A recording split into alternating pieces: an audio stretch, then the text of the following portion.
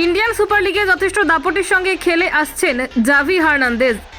এটিকে থেকে শুরু করে পরবর্তীতে এটিকে মোহনবাগান এবং সেখান থেকে ওড়িশা এফসি পরে বেঙ্গালুরু এফসিতে যোগদান করেছিলেন এই স্প্যানিশ ফুটবলার। বলতে গেলে এখনো পর্যন্ত দলের জার্সিতে দাপিয়ে খেলতে দেখা গেছে এই বিদেশি ফুটবলারকে। এবারের আইএসএল এ মোট 21টি ম্যাচ খেলে 5টি গোল করেছেন এই তারকা। মনে করা হচ্ছিল নতুন মরশুমে তাকে সামনে রেখেই হয়তো দল সাজাবে ম্যানেজমেন্ট, কিন্তু গতকাল সরকারিভাবে জানিয়ে দেওয়া হয়েছে তার রিলিজের কথা।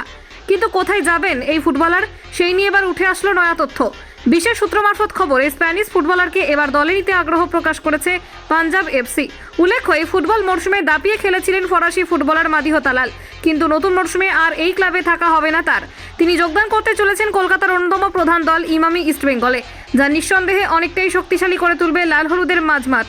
অপরদিকে বিকল্প ফুটবলার খোঁজার পরিকল্পনা ছিল ম্যানেজমেন্টের। সেই মতো এবার নিজেদের শক্তিশালী করে তুলতে স্পেনের এই অ্যাটাকিং মিডফিল্ডারের দিকে নাকি নজর রয়েছে পাঞ্জাব ম্যানেজমেন্টের। যদিও এখনো পর্যন্ত চূড়ান্ত হয়নি কোনো কিছুই, আগামী কয়েকদিনের মধ্যেই পরিষ্কার হয়ে যাবে গোটা বিষয়টা। কলকাতা 24/7